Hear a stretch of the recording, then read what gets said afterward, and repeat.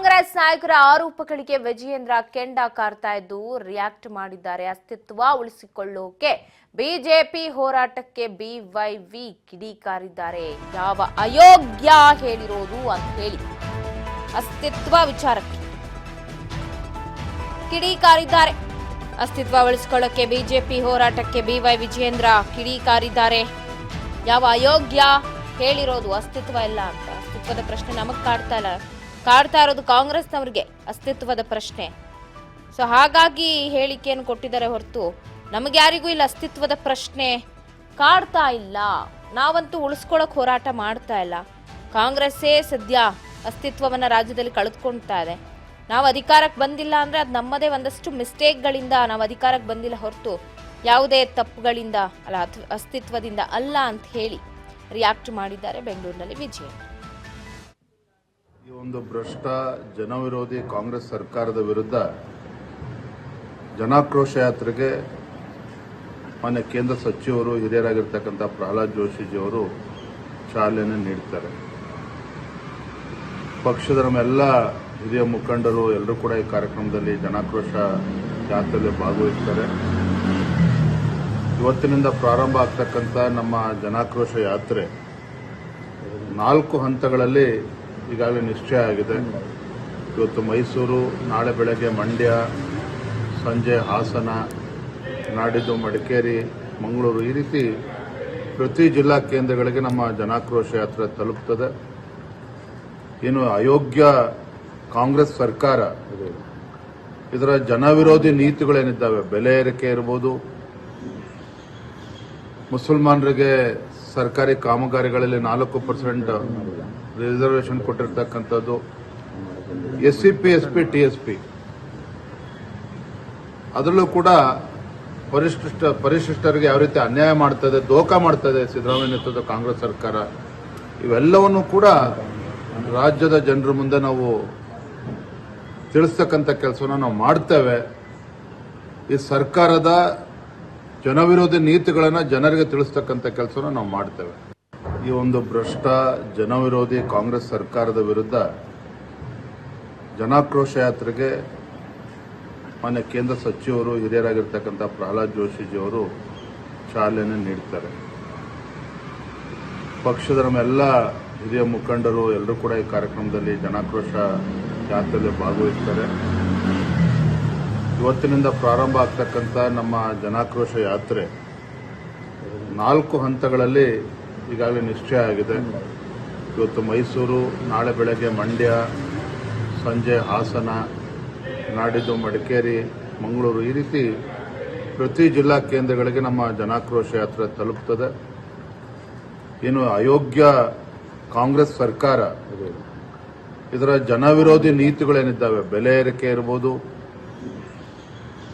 ಮುಸಲ್ಮಾನರಿಗೆ ಸರ್ಕಾರಿ ಕಾಮಗಾರಿಗಳಲ್ಲಿ 4% ರಿಸರ್ವೇಷನ್ ಕೊಟ್ಟಿರ್ತಕ್ಕಂಥದ್ದು, SCP, SP, TSP,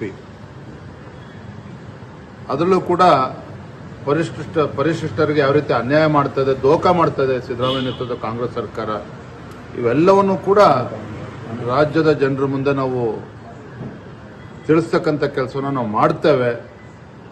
ಈ ಸರ್ಕಾರದ ಜನವಿರೋಧಿ ನೀತಿಗಳನ್ನು ಜನರಿಗೆ ತಿಳಿಸ್ತಕ್ಕಂಥ ಕೆಲಸವನ್ನು ನಾವು ಮಾಡ್ತೇವೆ. ಈ ಒಂದು ಭ್ರಷ್ಟ ಇದು ವಿಜಯೇಂದ್ರ ಬೆಂಗಳೂರಿನಲ್ಲಿ ರಿಯಾಕ್ಟ್ ಮಾಡಿರುವುದು ಸರ್ಕಾರದ ವಿರುದ್ಧ ಅಸ್ತಿತ್ವದ ಪ್ರಶ್ನೆ ಅಂತಾರೆ. ಯಾವ ಅಯೋಗ್ಯ ಹೇಳಿದ್ದು ಅಸ್ತಿತ್ವ ಇಲ್ಲ ಬಿಜೆಪಿಗೆ ಅಂತ. ನಮ್ಮ ಕೆಲವೊಂದಿಷ್ಟು ತಪ್ಪುಗಳಿಂದ ನಾವು ಅಧಿಕಾರವನ್ನ ಕಳ್ಕೊಂಡಿದೀವೋ ಹೊರತು ಯಾವುದೇ ಅಸ್ತಿತ್ವ ಅಂತ ಇಲ್ಲಿ ಪ್ರಶ್ನೆ ಬರಲ್ಲ ಅಂತ ಹೇಳಿ ಏಕವಚನದಲ್ಲಿ ಸಿಎಂ ಡಿಸಿಎಂ ವಿರುದ್ಧ ಕುಟುಕಿದ್ದಾರೆ ಬಿವೈ ವಿಜಯೇಂದ್ರ. ಈ ಬಗ್ಗೆ ಮತ್ತಷ್ಟು ಅಪ್ಡೇಟ್ಸ್ ಕೊಡ್ತಾ ಹೋಗ್ತಾರೆ ಪ್ರತಿನಿಧಿ ರೇಣುಕಾ ಫೋನ್ ಸಂಪರ್ಕದಲ್ಲಿದ್ದಾರೆ. ರೇಣುಕಾ, ಸರ್ಕಾರಕ್ಕೆ ಏಕವಚನದಲ್ಲೇ ವಾಗ್ದಾಳಿ ನಡೆಸಿದ್ದಾರೆ ವಿಜಯೇಂದ್ರ ಅವರು. ಇವತ್ತು ಅಯೋಗ್ಯ ಸರ್ಕಾರ ಅಂತ ಯಾಕೆ ಕಿಡಿಕಾರಿದ್ರು, ಏನ್ ಸಿಗ್ತಿದೆ ಅಪ್ಡೇಟ್ಸ್? ಪವಿತ್ರ ಏನು ರಾಜ್ಯ ಸರ್ಕಾರದ ಧೋರಣೆ ಮತ್ತು ಎಸ್ ರೇಣುಕಾ, ಇನ್ನೊಂದು ಕಡೆ DCM DK ಶಿವಕುಮಾರ್ ಆಗಿರ್ಬೋದು, ಸಿದ್ದರಾಮಯ್ಯನವರು ಆಗಿರ್ಬೋದು, ಅವರು ಸುಳ್ಳು ಗ್ಯಾರಂಟಿಗಳನ್ನು ಕೊಟ್ಟೇ ಬಂದಿದ್ದಾರೆ ಹೊರತು ಬೇರೆ ಯಾವುದೇ ಉದ್ದೇಶಕ್ಕೆ ಜನ ಅವರಿಗೆ ಮಣೆ ಹಾಕ್ಲಿಲ್ಲ. ಜೊತೆಗೆ ನಾವು ಅಧಿಕಾರಕ್ಕೆ ಬರ್ಲಿಲ್ಲ ಅಂದ ತಕ್ಷಣ ನಾವ್ ಯಾರು ಅಯೋಗ್ಯರಲ್ಲ, ನಾವೇ ಮಾಡದಂತ ಕೆಲವೊಂದಿಷ್ಟು ತಪ್ಪು ಅಂತ ಹೇಳಿದ್ದಾರೆ ವಿಜಯೇಂದ್ರ ಅವರು. ಯಾವ ಕಾರಣಕ್ಕೆ ಹೇಳಿದ್ರು ಹಾಗಾದ್ರೆ? ರೇಣುಕಾ, ಇನ್ನೊಂದ್ ಕಡೆ ಈ ಬಿಜೆಪಿ ಮಾಡ್ತಾ ಇರುವ ಪ್ರತಿಭಟನೆ ಜನಾಂದೋಲನ ಏನಿದೆ, ಇದಕ್ಕೆಲ್ಲೋ JDS ನವರು ದೂರ ಉಳಿದ್ರ ಅಂತ. ಯಾಕಂದ್ರೆ ಮೊನ್ನೆ ಅಹೋರಾತ್ರಿ ಧರಣಿ ಮಾಡಿದಾಗ್ಲೂ ಕೂಡ ಕಾಣಿಸ್ಕೊಳ್ಳಿಲ್ಲ.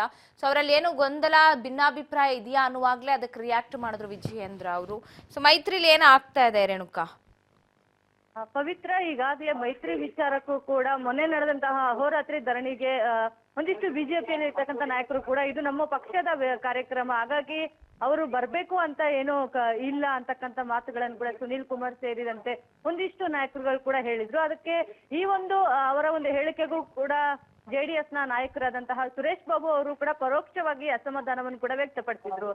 ಮುಂದಿನ ದಿನಗಳಲ್ಲಿ ನಾವು ಕೂಡ ಸರ್ಕಾರದ ವಿರುದ್ಧ ಹೋರಾಟ ಮಾಡ್ತೀವಿ, ಅದಕ್ಕೆ ಬಿಜೆಪಿಗೆ ಆಹ್ವಾನವನ್ನು ಕೊಡ್ತೀವಿ ಅಂತಕ್ಕಂಥ ಮಾತುಗಳನ್ನು ಹೇಳುವ ಮೂಲಕ ಅವರು ಎಲ್ಲೋ ಒಂದ್ ಕಡೆ ಅಸಮಾಧಾನವನ್ನು ಹೊರ ಹಾಕಿದ್ರು ಅಂತ ಹೇಳಿ ಕೂಡ ಎದ್ದು ಕಾಣಿಸ್ತಾ ಇತ್ತು. ಅದಾದ ನಂತರ ಕೇಂದ್ರ ಸಚಿವರಾದಂತಹ ಕುಮಾರಸ್ವಾಮಿ ಅವರೇ ಸುದ್ದಿಗೋಷ್ಠಿಯನ್ನು ಕರೀತಾರೆ. ಅವರು ಕೂಡ ಪ್ರತಿ ಬಾರಿಯೂ ಕೂಡ ಬಿಜೆಪಿ ನಾಯಕರು ಇರ್ಬೋದು, JDS ನಾಯಕರು ಇರ್ಬೋದು, ಪ್ರತಿ ಸುದ್ದಿಗೋಷ್ಠಿಯಲ್ಲೂ ಕೂಡ ನಾವು ಒಗ್ಗಟ್ಟಾಗಿದ್ದೀವಿ, ಒಗ್ಗಟ್ಟಾಗಿ ಹೋರಾಟ ಮಾಡ್ತಾ ಇದೀವಿ, ನಮ್ಮಲ್ಲಿ ಯಾವುದೇ ರೀತಿಯಾದಂತಹ ಬಿರುಕಿಲ್ಲ ಅಂತಕ್ಕಂಥ ಮಾತುಗಳನ್ನ ಪದೇ ಪದೇ ಉಭಯ ನಾಯಕರು ಕೂಡ ಹೇಳ್ತಾ ಇರುವಂತದ್ದು. ಅದೇ ರೀತಿಯಾಗಿಯೂ ಕೂಡ ಇಂದು ಕೂಡ ವಿಜಯೇಂದ್ರ ಅವರು ಕೂಡ ಹೇಳ್ತಾ ಹೋಗಿದ್ದು, ನಮ್ಮ ಮೈತ್ರಿ ಬಲವಾಗಿದೆ, ನಮ್ಮ ಒಂದು ಮೈತ್ರಿಯಲ್ಲಿ ಯಾವುದೇ ಬಿರುಕಿಲ್ಲ, ನಾವು ಹೋರಾಟ ಮಾಡ್ತಾ ಇದ್ದೇವೆ.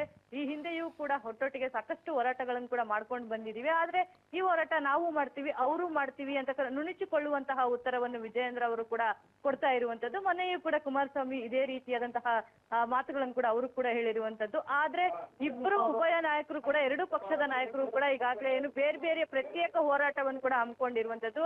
ಇತ ಬಿಜೆಪಿ ಅವರು ತಮ್ಮ ಒಂದು ಪಕ್ಷದ ನಾಯಕರ ಕರ್ಕೊಂಡು ಹೋಗಿ ಅವರು ಸರ್ಕಾರದ ವಿರುದ್ಧ ಹೋರಾಟ ಮಾಡ್ತಾ ಇದ್ದಾರೆ. ಇತ JDS ನಾಯಕರು ಕೂಡ ತಮ್ಮ JDS ಕಾರ್ಯಕರ್ತರು ಶಾಸಕರೊಟ್ಟಿಗೆ ಪ್ರತ್ಯೇಕವಾದಂತಹ ಹೋರಾಟ ಮಾಡ್ಬೇಕು ಅಂತೇಳಿ ಅವರು ಕೂಡ ಈಗಾಗಲೇ ಎಲ್ಲಾ ರೀತಿಯಾದಂತಹ ತಯಾರಿಗಳನ್ನು ಕೂಡ ಮಾಡ್ಕೊತಾ ಇದ್ದಾರೆ. ಆದ್ರೆ ಮೇಲ್ನೋಟಕ್ಕೆ ಮಾತ್ರ ನಾವಿಬ್ರು ಒಟ್ಟೊಟ್ಟಾಗಿದ್ದೀವಿ, ಒಟ್ಟೊಟ್ಟಾಗಿ ಹೋರಾಟ ಮಾಡ್ತೀವಿ ಅಂತಕ್ಕಂಥ ಹೇಳಿಕೆಗಳನ್ನು ಕೊಡ್ತಾ ಇದ್ದಾರೆ ಹೊರತಾಗಿ ಅವರಿಬ್ರು ಒಟ್ಟಾಗಿ ಹೋರಾಟವ ವಿಷಯ ಇರ್ಬೋದು, ಸಭೆಗಳನ್ನು ಮಾಡೋದಿರ್ಬೋದು, ಯಾವುದೇ ರೀತಿಯಾಗಿಯೂ ಕೂಡ ತಮ್ಮ ಎರಡು ಪಕ್ಷಗಳ ಒಂದು ಸಂಬಂಧ ಎಲ್ಲಿಯೂ ಕೂಡ ಸರಿಯಾಗಿದೆ ಅನ್ನೋ ರೀತಿಯಲ್ಲಿ ಕಾಣಿಸ್ತಾ ಇಲ್ಲ. ಪವಿತ್ರ, ಥ್ಯಾಂಕ್ ಯು ರೇಣುಕಾ ಮಾಹಿತಿಗಾಗಿ.